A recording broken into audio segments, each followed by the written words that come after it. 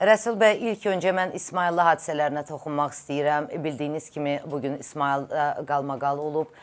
Sizcə bu ən adi bir avtomobil qəzası ilə bağlı narazılıqdırmı və yaxud bu əhali ilə hakimiyyət arasındakı sosial-siyasi gərginliyin təzahürüdür?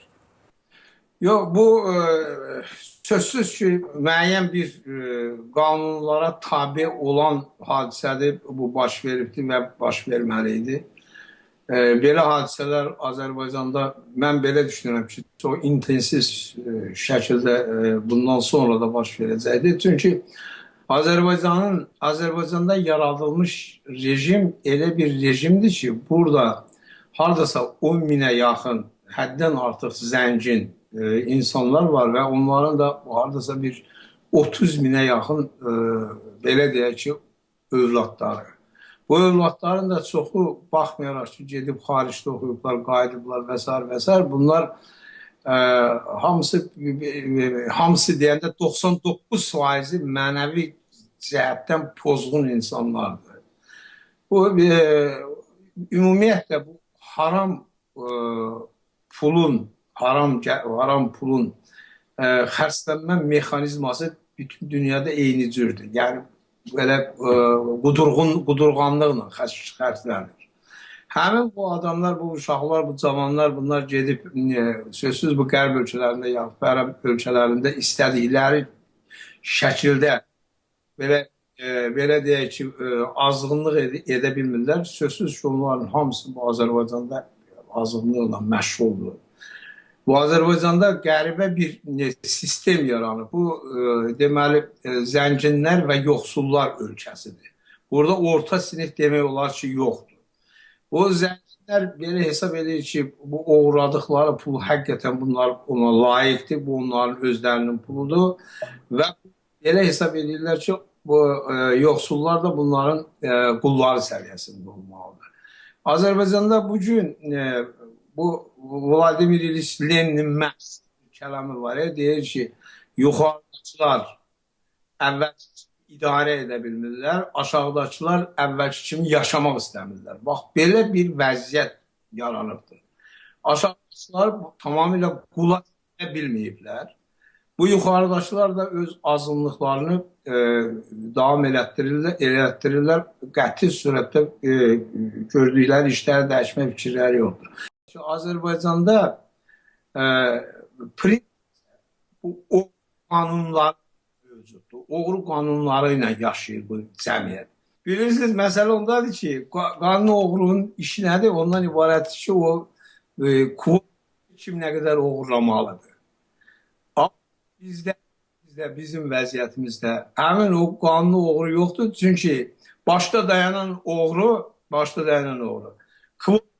Ancaq o nəzarət eləmək istəyir. Ona görə də belə bir vəziyyət yaranırdır. Bu, əlbəttə davam edəcək. Əlbəttə bu gətirib axırda xaosa çıxardacaq. Əlbəttə Bakıya keçirəndə da bir də 5 maşınla yaxud bir hotellə qutarmayacaq. Bu, böyük bir fəlakətlə qutaracaq.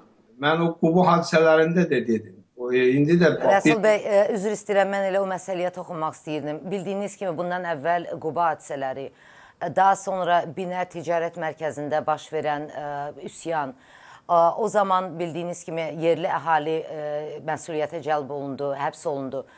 Binə hadisələrində sahibkarlar məsuliyyətə cəlb olundu. Siz hökumətin, hüquq mühafizə orqanlarının əhaliyə olan, əhalinin tələbinə olan bu münasibətini necə qiymətləndirirsiniz? Deməli, məsələ belədir ki, onlar bu aqressiv metodlarla Azərbaycanda deməli davamlı şəkildə gedəcək proseslərin qarşısını almaq istəyir. Sözsüz ki, bu mümkün olmayacaq. O Qubu hadisələrində də mən dedim. Mən dedim ki, bu Qubu hadisələrində insanlar imkan verməməlidir ki, onları həbs eləsinlər. Bax, bu İsmayılıda da eyni şey baş verir. Cəmaət gərək qoyma onları həbs eləsinlər. Çünki bunlar həbs eləyəndə bunlar fikirləşir ki, proseslərin qarşısını aldı. Amma əslində bu proseslərin qarşısı alınmır. Proseslər daha da dərinləşir. Daha da faciəvi istiqamətdə inkişaf edir.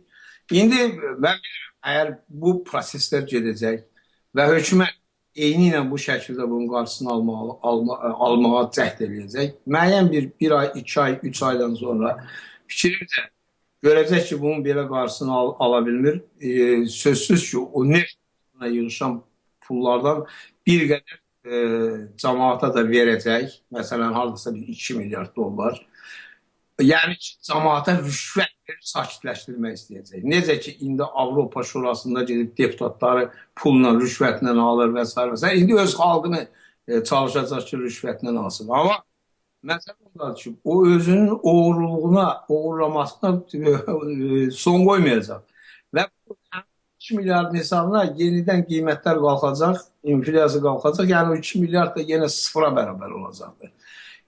Yəni Azərbaycanda reformalar həyata keçirmədən bu proseslərin qarşılanmaq mümkün deyil. O ola bilər ki, uzansın 4 ay, 5 ay, 1 il, 2 il.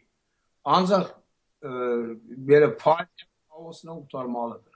Rəsul bəy, bütün bu baş verənlər Azərbaycanda prezident seçkiləri ilinə təsadüf edir. Sizcə bütün bu hadisələr prezident seçkilərinə nə kimi təsir göstərə bilər və ümumiyyətlə hadisələr hansı istiqamətdə inkişaf edəcək? Əgər hadisələr belə deyək ki, idarə olunmamış xaos şəklində inkişaf etsə, sözsüz ki, prezident onun ətrafında olanlar prezident seçkilərinə qədər bu ölkəni qoyub qaçacaqlar. Bu vəziyyəti idarə eləmək üçün hansısa bir qüvvənin tapmaq, toplamaq, bir yerə yığmaq çox-çox böyük problem olacaq. O, siz baxmayın, bu Misirdir, yaxud Liviyadır, ya bu Suriyadır, müəyyən bu şuralar yarandı və s. Bunların hamısı xarici ölkələrin birbaşa iştirakıyla yaranan şeylərdir. Daha doğrusu əhalinin orada daxil olan əhalinin özü yox, xaricdən bunları təşkil edədilər. Xaricdən kömək edədilər ki, belə bir qurumlar yaransın. Azərbaycanda belə bir qurumun yaranması çox-çox problemli məsələdir. Çünki niyə? Özünün daxilində qarşıdurma var, yəni müxalifətin arasında.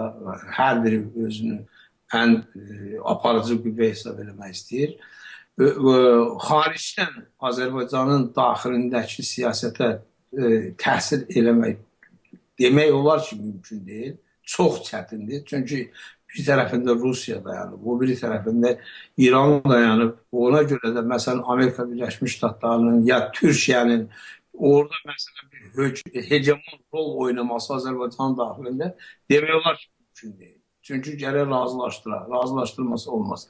Onlarla da razılaşdırmaq nə qədər çətindir, onu da siz bilirsiniz. Ona görə mən yenə bir daha təkrar edirəm. Əgər bu prezident, onun ətrafında olanlarda heç olmasa bir damcı da olsa, bu Azərbaycan xalqının gələcəyini düşünmək qabiliyyəti varsa, bunlar təcili sürətli reformalara getməlidir. Bunlar təcili sürətdə şərait yaratmalıdırlar ki, sözün əsl mənasında azad seçkilər baş tutsun Azərbaycanda. Yolu budur. Bu Azərbaycanın faciələrə aparan yolu, bağlamağın yolu ancaq bu reformalardadır.